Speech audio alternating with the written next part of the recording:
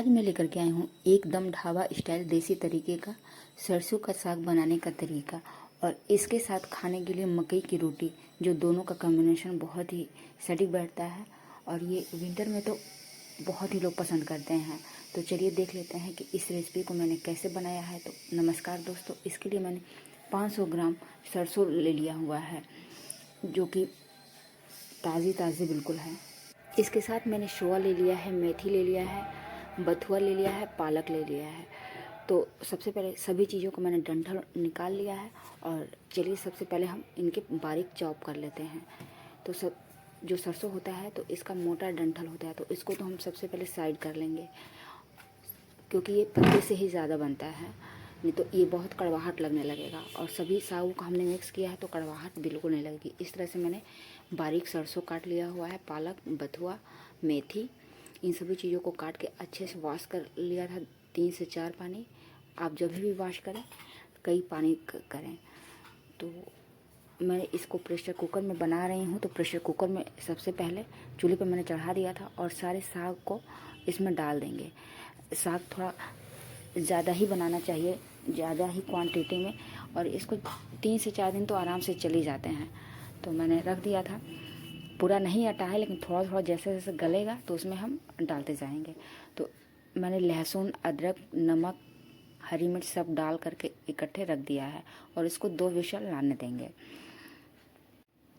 तो 2 सीटी आने के बाद आप देख पा रहे होंगे कि कितने अच्छे से ये साग जो है सरसों का गल गया है। तो अब एक मैशर ले लेंगे। वैसे तो ये ज़्यादातर इसको घोटा जाता है, मथनी कहलाता है, महनी से, इसी से, लेकिन चूंकि मेरे पास था नहीं तो ये मैं आलू मैशर ही ले रही हूँ, या गिलास से, किसी चीज़ से, चाहे कलछी से इनको बिल्कुल बारीक कर दीजिए। अगर इस तरह से आप नहीं कर पा रहे हैं तो इसको मिक्सर जार में आप एक बार इसको बारीक कर सकते हैं, पीस सकते हैं ठंडा होने के बाद।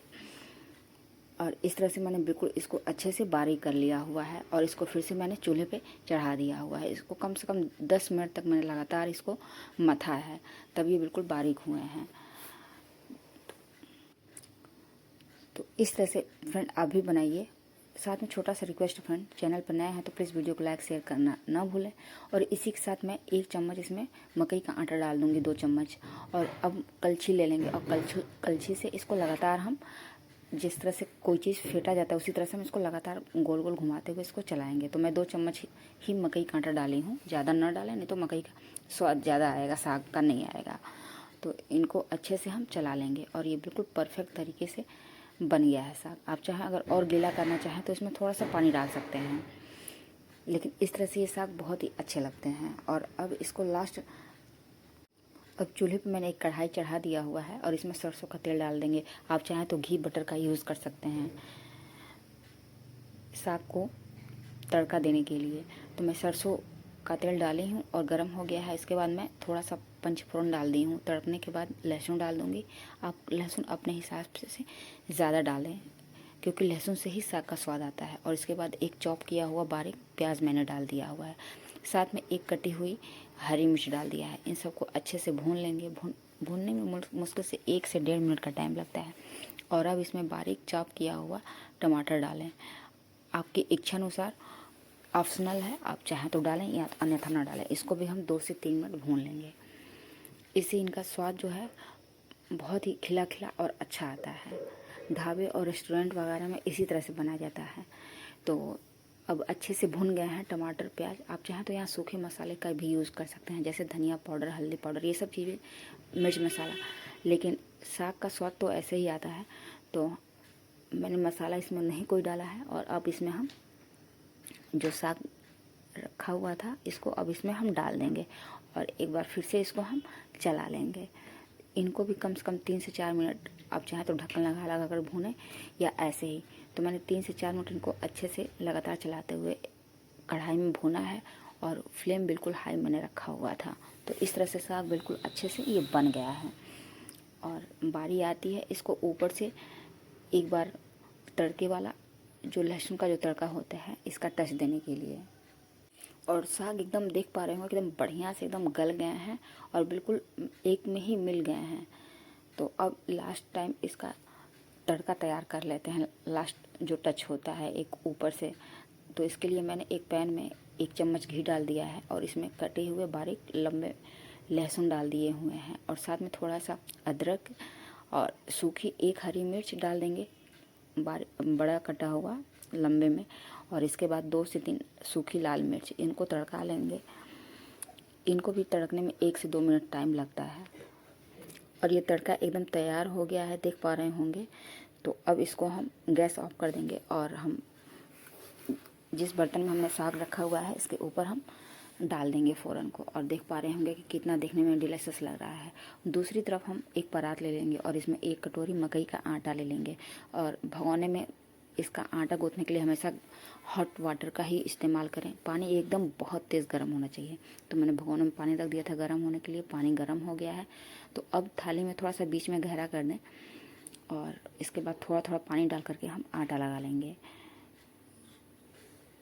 पानी चूँकि गर्म होता है तो इसलिए थोड़ा हाथ बचा करके ही पहले आप अगर हो सके तो चम्मच से ही मिला लें। अगर हाथ से नहीं हो पा रहा है तो मैं थोड़ा सावधानी से ही मतलब अपने हाथों को रखूँगी। तो इस तरह से हम आटे को मिक्स करते हुए थोड़ा थोड़ा पानी डाल करके अच्छे से आटा लगा लेंगे। और वैसे तो इस आटे को अगर एक एक आप बनाना चाहें इनकी रोटी, ये चूँकि मकई का आटा है तो इसकी रोटी जो बनती है मोटी मोटी बनती है। तो हथेलियों से ही ज़्यादातर इसको आटे को लगाया जाता है। तो मैंने हथेलियों से ही इस आटे को लगातार गूँथ दिया है और देखिए आटा बिल्कुल सेट हो गया है।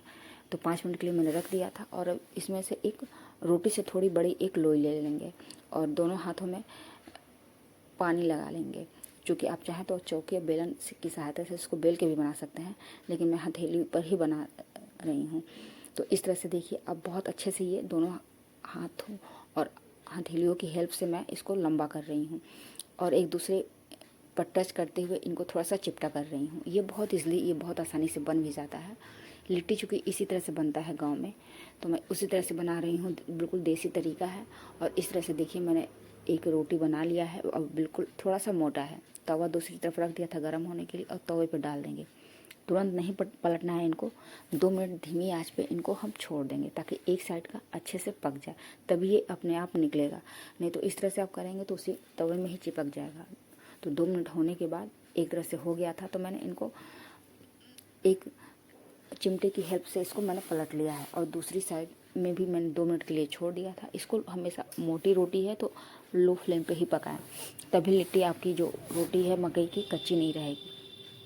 और चिमटे से अलटते पलटते हुए मैंने इनको सेक लिया है। जब लगे कि दोनों तरफ अच्छे से सीख गया है तो गैस पे थोड़ा सा तंदूरी टच देने के लिए इसको गैस पे दोनों तरफ अलट पलट के अच्छे से इनकी सिकाई कर लेंगे हम, ताकि ये कच्चा ना रहे।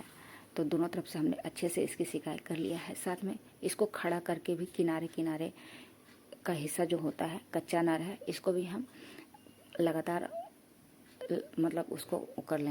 तो इस तरह से किनारे किनारे का हिस्सा भी अच्छे से हमने सेक लिया है। और ये देख लीजिए ये मकई की रोटी जो है एकदम रेडी हो गई है। और इसके ऊपर आप बटर, घी, जो भी जिसके साथ आपको पसंद हो, तो मैंने थोड़ा सा आधा चम्मच घी लगा लिया है इसके ऊपर। और ये देखिए रोटी एकदम खाने के लिए रेडी हो गई है। और इसके साथ मैंने अब सरसों का साग रख दिया। तो ये प्लेट एकदम बिल्कुल रेडी हो गया है। साथ में प्याज मिर्चा रख दें, अचार रख दें। और बिल्कुल आप ज़रूर कमेंट बॉक्स में बताएं कि कैसा बना हुआ है। तो लीजिए ये तैयार हो गया आपका प्लेट सरसों का साग और मकई की रोटी वाले, एकदम गांव के तरीके वाला।